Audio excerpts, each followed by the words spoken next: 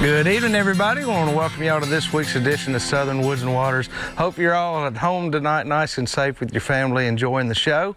I know it's been a beautiful last couple of days. A little warm for me, but still been very nice weather and got to get out and do some fishing. So it's been really good. Looking forward to sharing some of that with y'all tonight. But we're also going to be taking you tonight to do something that we've never done here before.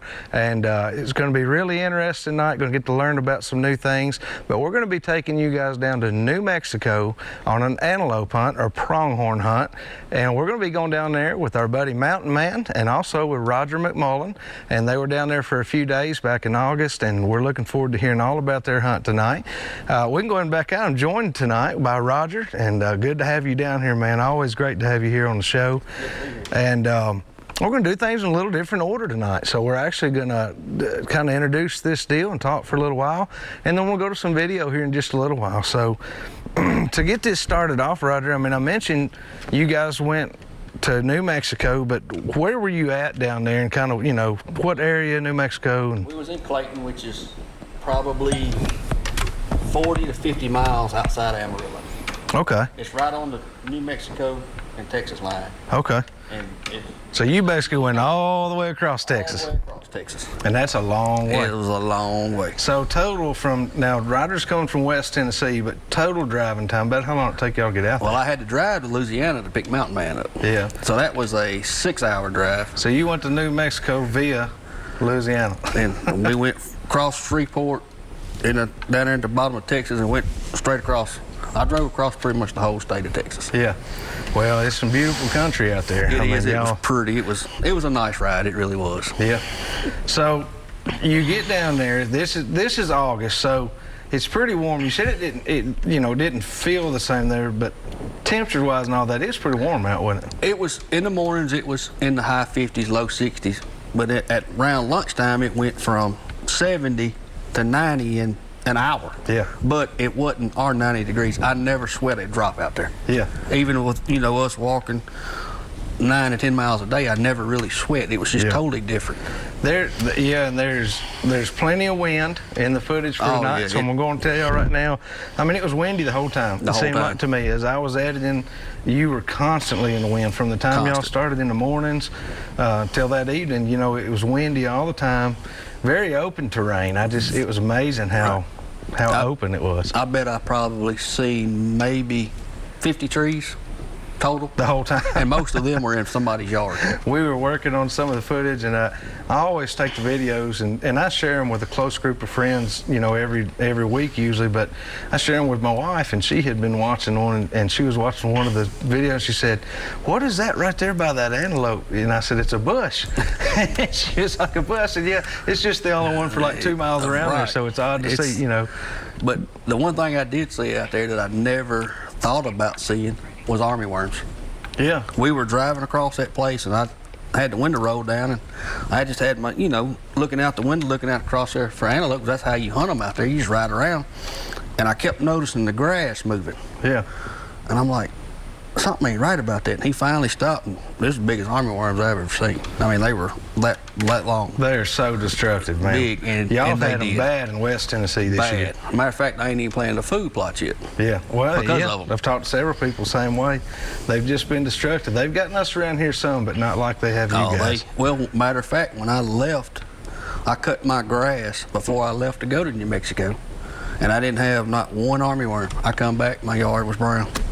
Yeah. And I was gone 4 or 5 days. Good timing for deer season, though. Yeah. Brown yard, ain't got to worry about it. Yeah. So that's always good. Tell me now, who were you guys hunting with down there? We went with New Mexico Hunting Adventures. I tell you, it seemed like y'all's guide, and y'all are going to get to see Dominic here in a little bit, but man, he knew what he was doing. He was great. That man knew what was going on. He was very, very smart on what was going on. Yeah. And he guides, he's got a regular full-time job. He's a propane tank guy, goes around, fills up people's pro tanks, but he guides pronghorn, that's his start. He's at elk camp right now, and they do bear, mountain lion, just anything that y'all saw out there. All of the above, other than a mountain lion. You weren't in the right habitat for them, but you saw everything else. That is super cool, man, and we're looking forward to sharing the videos with everybody. one other last thing too before we go into this week's wild game forecast. Tell me a little bit about the experience as far as just being without Mountain Man for a few days. I'm sure as much fun as we had with him this past year, and I know that had to have been a hoot. It was fun. He's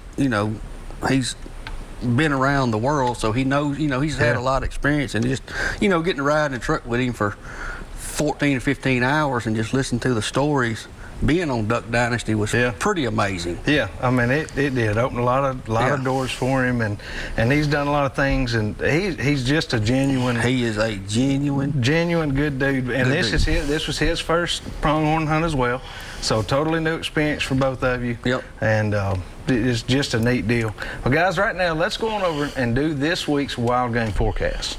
This week's wild game forecast is being sponsored by our friends over at Wilson Bank and Trust. You guys can stop in to see them at one of 28 Middle Tennessee locations.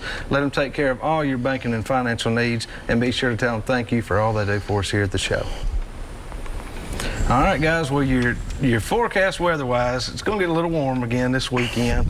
I think if I were going to be deer hunting this weekend, I'd probably stick to the afternoons. Yeah. I think your mornings, you're going to risk a pretty good chance of bumping deer off of food early in the morning, unless you got a place you can really sneak into. But they'll get up and move. They'll get up and do their thing in the afternoon.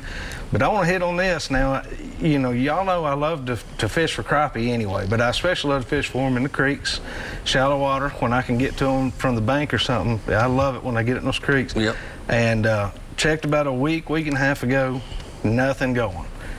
Stopped today and checked a couple spots, and they're in there. Without me. Yeah, without Roger. You could have called me and told me. I should have told you a couple hours earlier. Well, they're in there, guys. So I mean, as far as your fishing goes, your bass are up right now. They're just chomping top water right now. I mean, bass were up on top of water all morning today. But the crappie, they're getting in a lot more shallow. It's a great time. It's just about as good as spring, if not better, in my opinion, here in the fall. Yeah.